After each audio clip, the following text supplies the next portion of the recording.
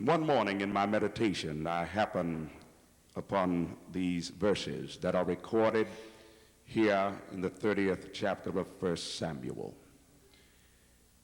And these verses tell me an amazing story. We find David at one of the darkest moments in his life. He has been driven from the land of his birth. He has now sought asylum among an enemy.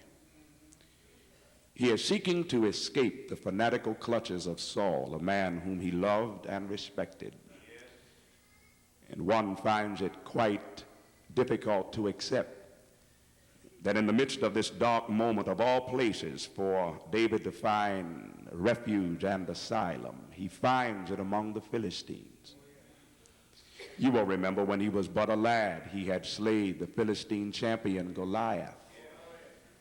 And the Philistines had vowed that one day David would be dead. But now, many years later, after the rising and setting of many suns, David has come now into the good graces of Achish, one of the Philistines' mighty military leaders. And not only has he found favor with Achish, but also his 600 men, their wives, and their children. Achish does not just give David a little geographical spot in which to live, but he gives him an entire city. Could this have been one of the experiences that would lead David later on to write the words that he will prepare a table before you, even in the presence of your enemies? God can do that. Many of you don't believe it, but God can make your enemies your footstool. God can fix it so that when you are hungry, it will be your enemy who will feed you. God can fix it so that when even family and friends put you out, your enemy will take you in. And that is precisely what is now occurring in the text. David and his men have found asylum among the enemy. But now the time has come for the Philistines to fight the Israelites.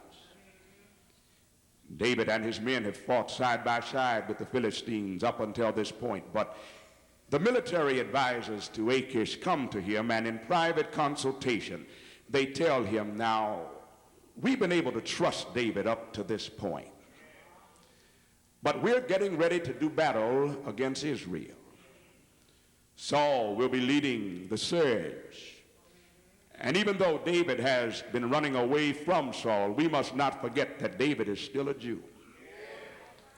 And that even though there exists enmity now between Saul and David, we can't trust whose side David will be on when we get into the thick of the battle.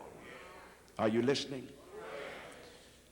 So they say to Achish, we must now dismiss David and his 600 men, send them back to Ziklag, and we will fight against the Israelites alone.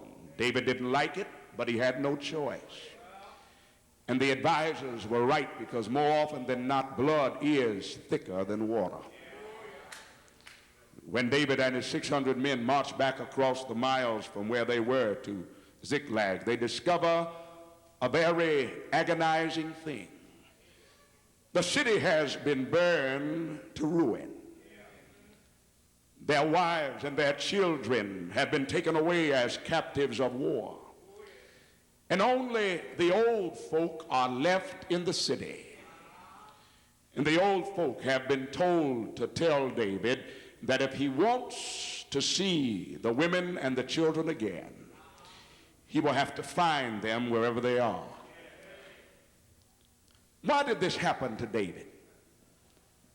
I'm not talking about the David of full maturity who was corrupted by the lust of his maturity, but I'm talking about David, the shepherd boy. I'm talking about the David who had played his harp and sung to his sheep on the backside of the Judean hills. I'm talking about the David who was an ideal son, who loved his father Jesse, who had hearkened unto the voice of God and had done everything that God had ever commanded him to do. I'm talking about the David who loved his king and would play upon his harp that the madness of the king might be soothed. I'm talking about the David who had married Saul's daughter and had become the best friend, like a brother to Jonathan. The David who had been anointed by Samuel to be the next king of all of Israel. A David who had done no paramount wrong, but yet a bad and damnable thing has happened to him. Have you ever been in this kind of predicament? Have you ever gotten up in the morning, dressed, gone out to work, and by the end of the day, all hell had broken loose in your life? Help me, somebody. You might as well let me go down Main Street tonight, because this is a boat all of us have found ourselves in. And if you haven't found yourself in it, just keep on living.